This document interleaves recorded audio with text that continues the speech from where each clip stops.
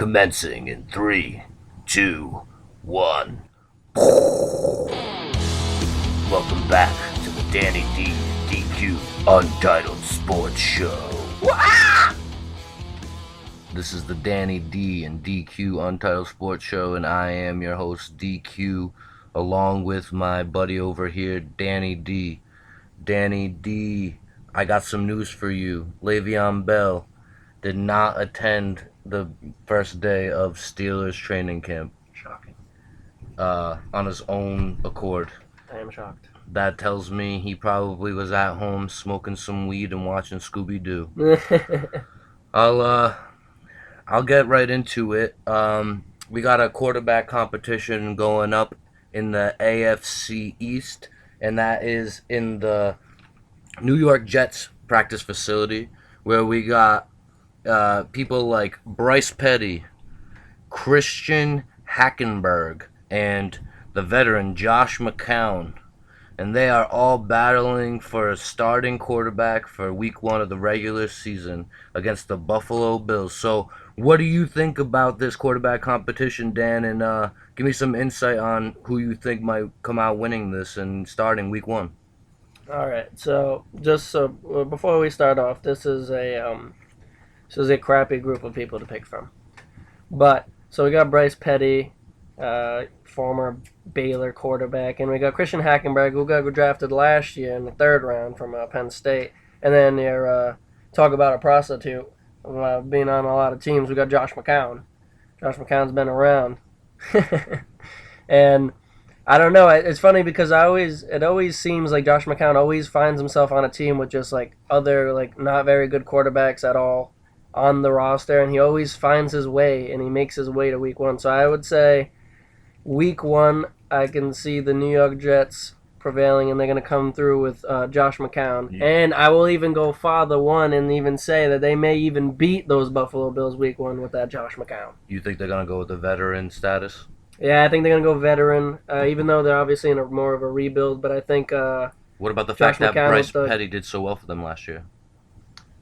I think Bryce Petty, there's a chance. This is a really good one because it could be. I think it's gonna be McCown, but it could also easily be Petty. Definitely not Hackenberg. I think Hackenberg's still young and needs to build in the system. But Bryce Petty did have some good games, but then again, Bryce Petty did have some very terrible games. So I don't know if you're gonna go experience and you're actually trying to win. I think maybe Josh McCown's probably the safer pick. But staying in the AFC East, we're gonna go DQ. We got a Bills one for you here. So this isn't quarterback related, but we're going to go wide receiver position. Obviously, Sammy Watkins holding down the first, obviously, number 1 wide receiver position. But then 2nd, 3rd, 4th, it's all open after that. So in the 2nd position, who do you think? Do you think Zay Jones, who they just drafted in this draft, they even, you said, moved up in the draft to get him, or even maybe a veteran, usually used to play for the Oakland Raiders and Dallas Cowboys, and Andre Holmes. Don't forget about Philly Brown, Dan. Oh, Philly Brown too. Philly Brown from the usually he used to be on the Carolina Panthers. So Philly Brown making his way over to Buffalo also. So this is what I can't believe I let Philly Brown escape my mind like this. This is what I think about the wide receiver competition going down up in Orchard Park.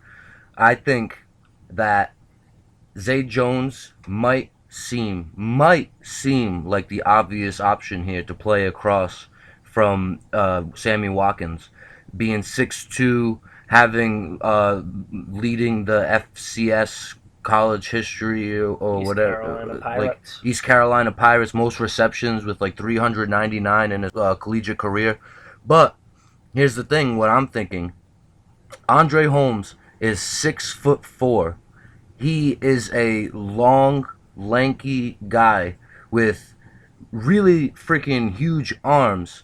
So I think you got Sammy Watkins on the outside to the left, who's a speed threat to burn somebody. Then you on the right, on the other outside, you get Andre Holmes, who's the tall possession receiver threat to pass it downfield to him. Maybe he'll still have somebody on him, but up in a 50-50 ball, he's likely to win that battle. Then you put Zay in the slot. That's what I think about that, Dan. So what about Philly Brown? Philly Brown will just come in a 4 wide receiver set. All right. So Philly Brown. Billy Brown. So we're gonna move on now. We're gonna talk about Beast Mode, Dan, and everybody's talking about Beast Mode and him playing for his hometown in Oakland before the Raiders decide to up and move to Las Vegas in a couple of years. So,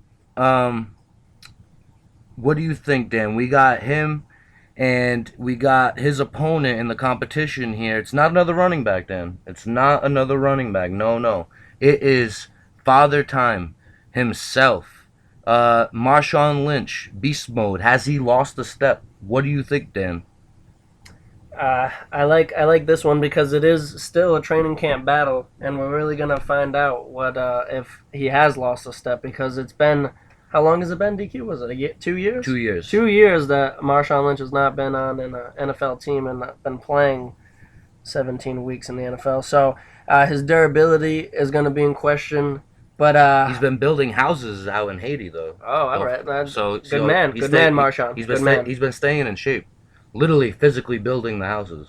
So, but I think it's gonna be really tough for him. I don't know, but if anybody could be beast mode again, obviously it's going to be beast mode. And going to a really good team, his hometown, staying in Oakland, he loves his team that he's playing out with the Raiders. They have a good offense building. The defense is young and it's building itself too. re-sign their quarterback at Derek Carr. They're gonna have a really good team this year, and it really depends on how great they can be. Is how well Marshawn Lynch is going to run the ball and how durable and how long Marshawn Lynch can stay healthy, and if he can stay healthy, and we'll know in a couple of these training camps if he's lost a step or not. So I think Marshawn will be good. I think Marshawn's going to be a good. It's going to be like he didn't even leave. So staying over in the AFC West, we got quarterback competition going on in Denver. Oh, I love these quarterback competitions, dude. Oh yeah, so we got Trevor Simeon, right, and Paxton Lynch. As you know, Paxton Lynch Who? got drafted the year before this Oh, I'm upcoming joking. draft. Yeah. And do you think Paxton Lynch is going to be able to make the move over Trevor Simeon, or is it going to be the safe pick? Are we going Trevor Simeon? All right, Dan.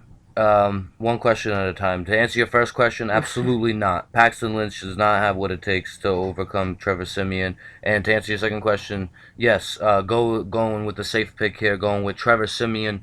I've seen this kid play all last season, and what I saw from him was, first year jitters. You know what I mean? He didn't do too well. And I'm not saying he's gonna come out and he's gonna necessarily do too great for the Denver Broncos at first. But what I have seen from him was a laser rocket arm and very good accuracy. Then very good accuracy. He was hitting people square in the numbers, and when the ball was coming out of his arm, it was going so fast and hitting these guys right square in the chest. Paxton Lynch, I see a future Brock Osweiler there, Dan. That's what I see with Paxton Lynch, to be honest with you.